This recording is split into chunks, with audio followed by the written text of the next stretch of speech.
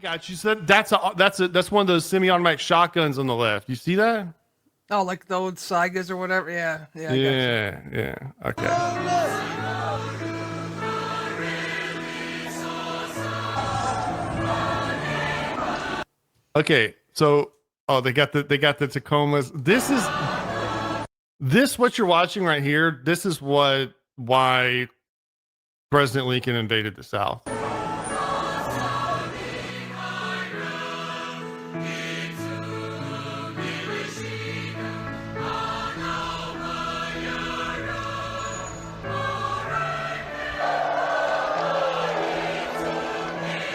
Okay, so this is within the borders of India. See those guys with the machine guns and shit? Yes. Guess what percentage of guess how many of those guys with the choppers and stuff? How many of those guys work for the Indian government or the Indian military or the Indian police? 0. None of them.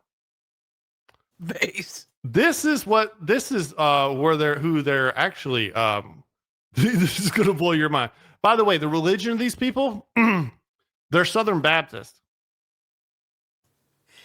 It should be. I mean, it should be known if you're listening, you're not watching. Like the Naga, they live in India, but they're not ethnically Indian at all. They're more like the Burmese, or I don't know, whatever the PC word for Burmese is these days. Like they're very obviously they're very obviously Asian. So like I'm guessing that has something to do with some of their conflicts with the Indian government.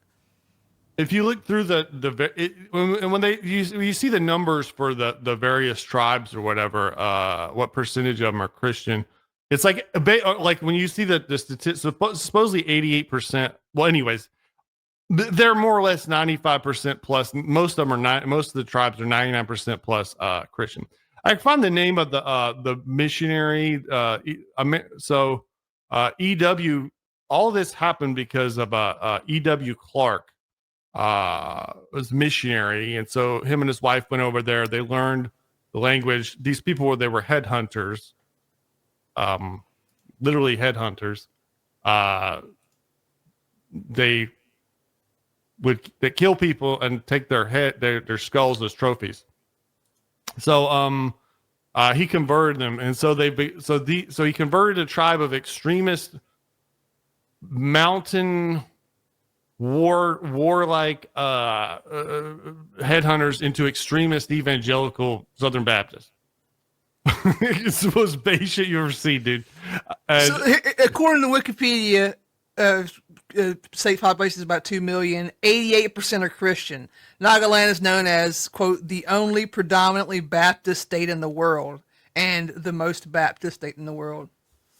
Again, based. Okay, so this is where the story has gotten really good. Now, apparently, I didn't know this stuff last time. I guess I just didn't look into it. I found this out because I did this tweet or whatever, and this young lady replied to my thread and said, "Hey, I'm Naga," and I started looking at her threads and things she was commenting on. I was like, "Oh my god, this is amazing." She really is, and you can see the stuff they're into, and like,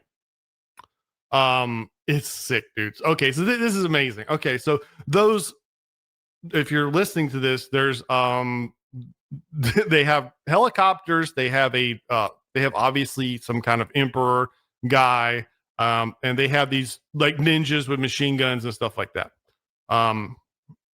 So the group those guys are from are this is amazing. The National Socialist Council of Nagaland. Does that mean something different over there? A Naga nationalist and separatist organization founded in 1980. The group's goal has been to establish a Greater Nagalim, an independent Naga homeland uniting Naga inhabited areas across Nagaland, Manipur, Arunachal Pradesh, Assam, and parts of Myanmar. Let's see. So they have like They have like a big chief guy. Obviously, you saw him. He was the guy in the Toyota Technical. So this is base. So the Nationalist Socialist Council of Nagaland signed a ceasefire with the government of India. Like, do you know how base that is? Like, they're just in perpetual ceasefire. Like, it's not even like North and South Korea. Yeah. Yeah. It's exactly what it's like. Yeah. Like this. I mean, like if the United States established a ceasefire with like Alabama or something, that would mean like, man, these guys in Alabama are fucking badasses. Like, what do you mean a ceasefire? You're in a ceasefire with a rebel separatist group of extremist Baptists? Well, yeah, they are. And so I was reading that, and when I found that thread, it was funny. So apparently, this stuff it's not like super front page news or whatever. But there was a guy in the thread, and he said something that was amazing. I guess he was like a diaspora Indian guy or whatever. He says this: I don't understand why India has allowed a group to maintain an armed resistance wing inside Indian territory without having to pledge any allegiance to India. And it's like, I can answer that. You stupid bitch! They're afraid of them. They're scared to death of them. And it's complicated, right? So it's not just that. So first off, it's complicated because there is like just the direct threat of like, if the Indian government put together all of its resources to get these guys, could they get them? I'm sure, but like that's messy and stuff. But like one of the other things that makes it very easy for the Indian government to overlook this is that apparently. And this should be no shock to anyone. And by the way, you should be picking up some parallels in this story, right? Well, I mean, yes, there is like to the south in America, but also India went through this with the Sikhs back in the 20th century too. So it's like they probably learned their lesson about just not smacking the hornet's nest. Yeah. Let's see. Welcome. People say surprise stream. I'm not the best PR guy, but yeah. I did announce it a couple days ago, but I didn't sort of bang the horn too much. But yeah, we're on a Friday stream, and we'll be going twice a week now. That's what's going on. But yeah, the other issue with this is that this is one thing they share with the Cossacks. We've talked about this before. This is hilarious. Like, in the United States, if for the United States military to be a special ops group, you take these, you have to meet qualifications, you go to a school and X number of guys pass the test, and then they're the Navy SEALs, whatever. A lot of these countries, they use like ethnic minorities as a special ops group if their ethnic minority is like dangerous people. And so with the Naga, by the way, like everyone in Naga is armed to the teeth. They do the thing like if you ever see on the Greek islands, when people get married, everybody is blasts off their automatic weapons, whereas like obviously it's not legal to own automatic weapons in the EU, but people in the mountains just be like that. You know what I'm saying? Yeah. I mean, if you're willing, it's the classic example is like the status of Siberia in Russia, right? You could kind of, even during like Soviet times, you could kind of just do whatever you wanted out there. Yeah. Shout out to Big Sib. So that everybody does that. And there was a good article about Naga. They had a journalist go out there and embedded with them. And they said before, like, as soon as you can walk, they teach you to shoot guns there. It's just a part of your life there, like it is here. I was gonna say, yeah, basically it's like Appalachia, but with Asian people. Yeah. Yeah, Sounds incredibly based. I never make the connection in my I post about it, but as soon as I do, people are like, "This sounds just like Appalachia. This sounds just like Scott." They just say, "This is Indian, Scots Irish, or whatever." But so yeah. So the issue they have is that apparently the like Nagaland supplies the best soldiers to the Indian military that they have, and I had this article earlier today that. Do you remember the last flare up they had India and Pakistan? Yeah, it was it early this year or late last year? It was very recent.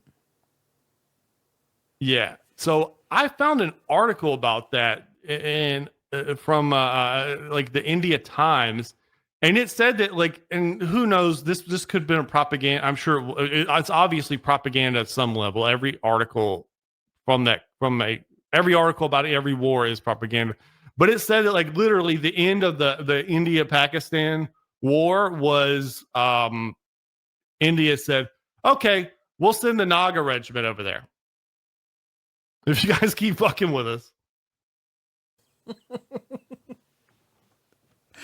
We're gonna turn the billies loose on you if you keep fucking around.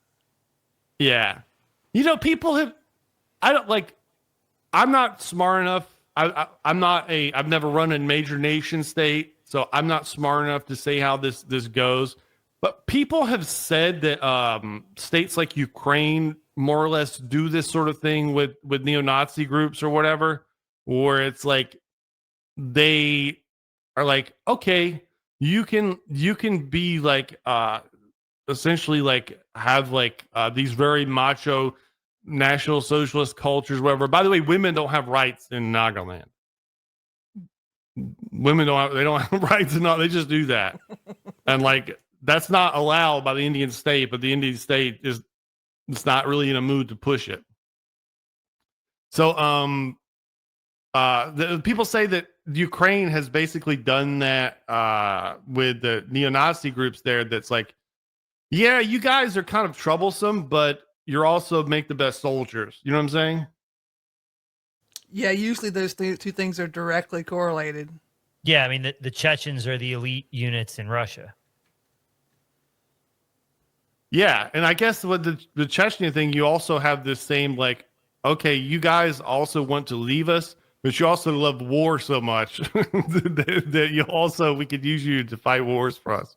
Yeah, basically, I mean, that's kind of like the deal, as I understand it, they have is like the Chechens, they're allowed to have internal autonomy, like they're allowed to do Sharia law and all that stuff they want.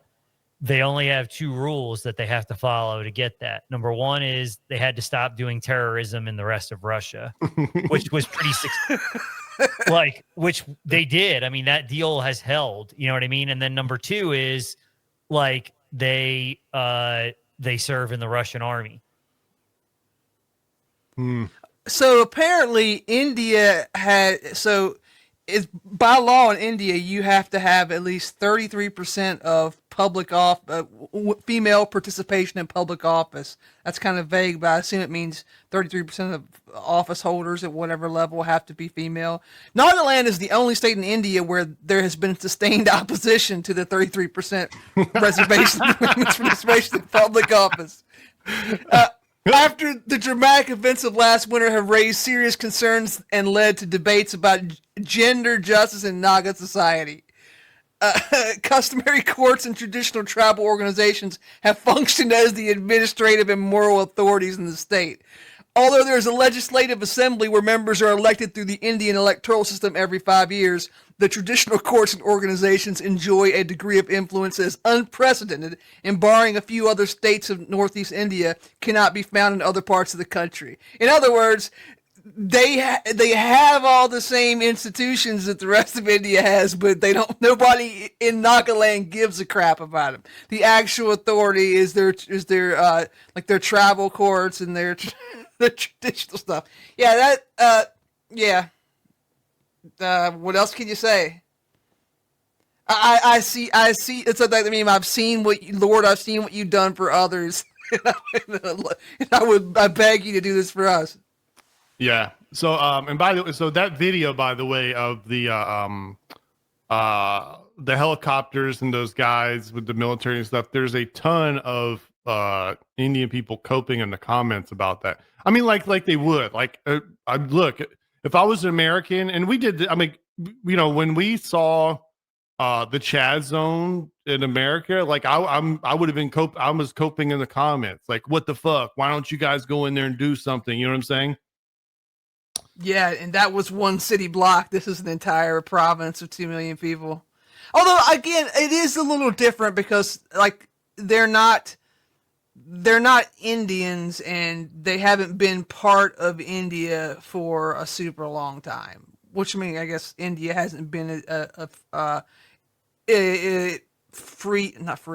independent country for a super long time. But, like, you know, it's not quite the same as Chaz. Like, Chaz was, here's a part of Seattle that is completely like this. We're all part of the same, in theory, cultural ethnic group, and some wackos just said, we're taking this part of it over. Now I'm in charge here. These are people like, no, we are a distinct people and we are maintaining we're maintaining what we are, and instead of assimilating into the broader state, which, you know, from the perspective of an Indian person, yeah, I could see why you wouldn't like that. On the other hand, I wouldn't want to assimilate into India either. Yeah. So apparently that helicopter thing that was today, yesterday, whatever. I don't know what's going on, whatever time zone and shit. But the comments are pretty illuminating. It's funny, they have like there's an Indian libtard in the comments that's like this is, I mean, so like I agree with him because he's the Indian libtard, you know what I mean?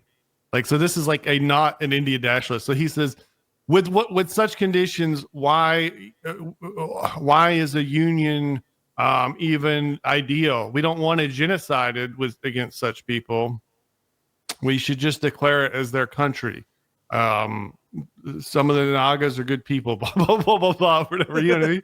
That would, you know what I mean? This was like, it's funny. That would be like an Indian libtard, I guess. I don't know. Maybe it gets complicated. It's hard to extrapolate these things. People, another one posted an article that, so the India sent a military force there last year, and the Naga ambushed them in the jungle. This is why they don't fuck with them. Like yeah, you don't leave them alone. Is it worth it? Like, how much taxes would you really get from these people? Well, I'm not a Nagaologist. I just know very little about it from when you've talked about it. But I think the history of Nagaland is when wear India, skulls as trophies. When India broke off from the UK, the Naga didn't want to be part of India. They were like, nah, we'll just do our own thing up here in the mountains, and you guys have fun. And they had like a war with India, right? Yes. Like this little tiny mountains.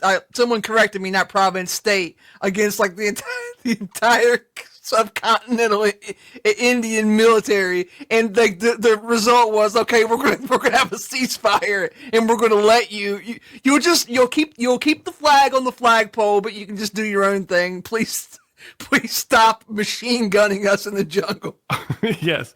So apparently, there's been ongoing. So they signed a peace agreement in 1997, which by the way, if you don't know what that means, if you're a tiny. Wait, did you say 47 or 97? 87, you said, right? Wait, 1997, the ceasefire was signed, but then. Excuse me, were they fighting for 50 years? Wait. So a ceasefire was signed in 1997, and then the most recent framework was signed in 2015. So. Oh my God. So the group, you know, they've got a lot of sticking points that they won't get past. They said that, look, one thing we can't, we won't, we don't like your flag. We want our own flag. That's not your flag's not going to work for us. But despite the name National Socialist, it is not linked to European fascism. This refers to Naga nationalism combined with Christian principles. Oh, so they're actually Christian nationalists? Is that what I'm hearing? The group is Christian, reflecting Nagaland's demographics, and operates with a quasi-governmental structure in its controlled areas. Quasi.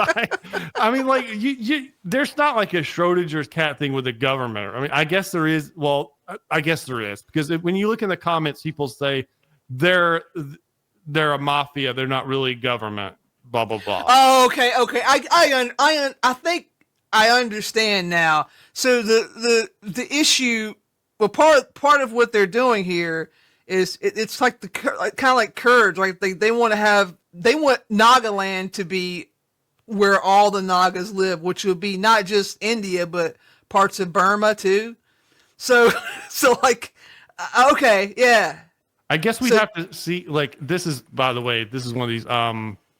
We need to get a Naga. We need to get a person from who either is Naga or knows about Nagaland. We need to talk to them, because that would be interesting. That would be something that I don't think you can't get a lot of information about this. And obviously we're reading stuff secondhand. I want to talk to somebody who actually knows about this subject. I wonder how many English-speaking Nagas there are that could be on the show. Well, apparently English speaking is pretty common, I guess, because that guy, the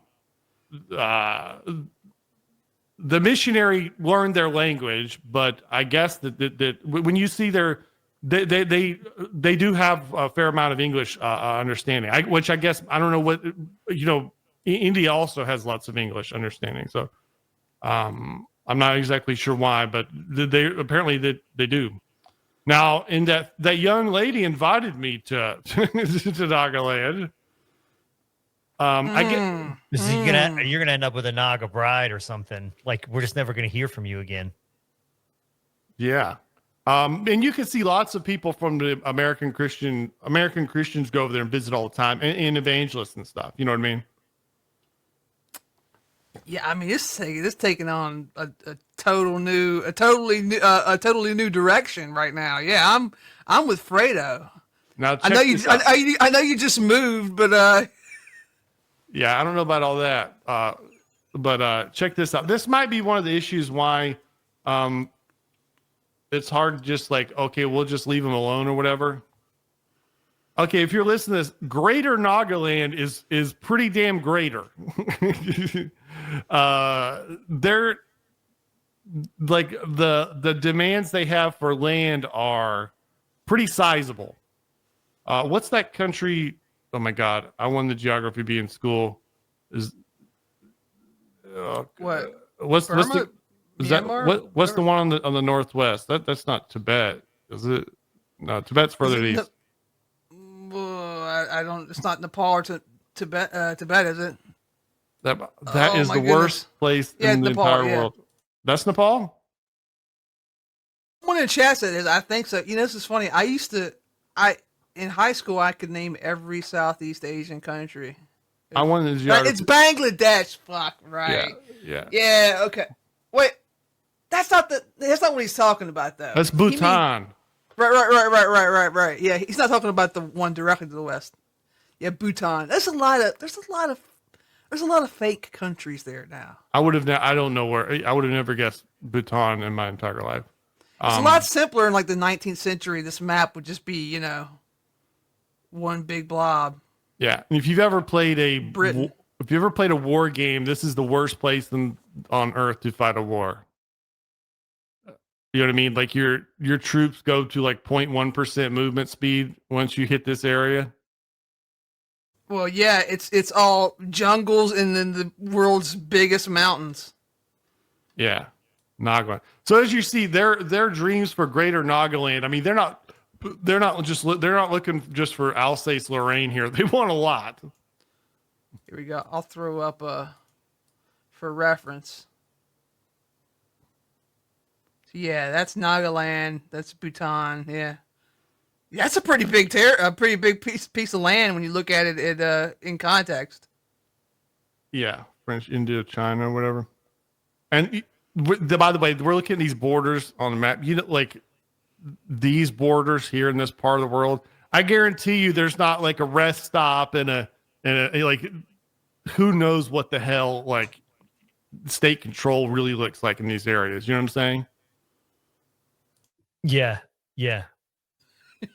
One thing's for sure: if you were like a group trying to establish your own state or expand the borders of India and have Nagaland, increase Greater Nagaland, having Burma as your enemy, Myanmar as your enemy, isn't the worst bet. Because if I had to pick any country that was like a decent size but incredibly unstable, like Myanmar is always on the verge of political collapse, right? Yeah, I follow some of the communist news guys on Twitter, and I think they're all big into Myanmar stuff. It seems like one of those hot zones. But so what was I say? One of the things when I was reading all these people saying like the Indians coping about this, one of the things that they're hoping is that the emperor is 91 years old. So a lot of them are hoping. And by the way, he's not like a I don't think he has any royal thing or anything like that. But he's 91. So a lot of them they're hoping this will all just end when he dies. Like the Naga have an emperor? Yeah, well, I just say emperor, but they have a leader. Okay, okay, gotcha. Yeah. Okay. So, but they hope that after he dies, that everybody will just calm down and stop trying to make Greater Nagaland a thing. Yeah, I mean, you know, it's honestly, it's like, well, at least you'll get a roll of the dice. You'll get to like who is up next, which could be, like, you know, do you get Anthony or do you get Octavian? You know what I'm saying? You know, I guess. Although does the whatever emperor whatever, does he have any actual authority, or is it just like? Oh yeah, he's the boss. I mean, he runs everything there. And it's funny. One of the guys coping in the comments, he's like, they need to shut this down. They say, you go look at their WhatsApp. Let me find a WhatsApp. Go look at their WhatsApp, and they're extortionists, murderers, and looters. They post on their WhatsApp status and social media profiles. He said that they boast and show them like murdering people and stuff like that on their WhatsApp profiles, whatever. Praise the Lord. I think the Pope visited them at some point. So they're not Catholic, but they well, yeah, they're Baptists, right? Okay, in 2025, they're Baptist. Nagaland's deputy chief attended the inauguration of Pope Leo as part of the Indian delegation. So this is a thing. This is one of these things that's like they like to show that off because one of the ways you can play statehood is to get your state guy recognized by the Pope. You know what I'm saying? I mean, well, at least that worked 500 years ago, didn't it? I was going to say, yeah, that was more of a movie you pull back in the Middle Ages, but yeah, it can't hurt. Yeah. Anyways, I don't know. I can't believe it. Good. There's a whole other piece to this, by the way. Hold on. Now I just got an ad. So just, 3 days ago, or what is today? What's today's date? The 20th. So 2 days ago, that 91-year-old guy you were talking about, Thingaling Muiva, his like office is he's general secretary of the National Socialist Council of Nagalim. That guy had been living in exile since 1973, and he was the Indian government just allowed him to return to Nagaland literally 2 days ago. Basically, he was banned from Indian borders for being too radical. He attempted to come visit in 2010, and they blocked it, which caused deadly riots. When I looked up the organization, it was like a list of their history, and it was just like the ceasefire of 1952, the ceasefire of 1974, the ceasefire of 1983. It was just over and over and over again. Yeah, so I could see how that could be a problem. Yeah, so he's like he's like Lenin or something, dude. Like he was like living. I mean, that was his first time in Nagaland in 73 to, yeah, that was 30, 50, 52 years. If you like what you just heard and you want more, you can find all of our content on patreon.com/GOODOLBOYZ. And you can catch us streaming live on kick.com at Good Old Boys, same words.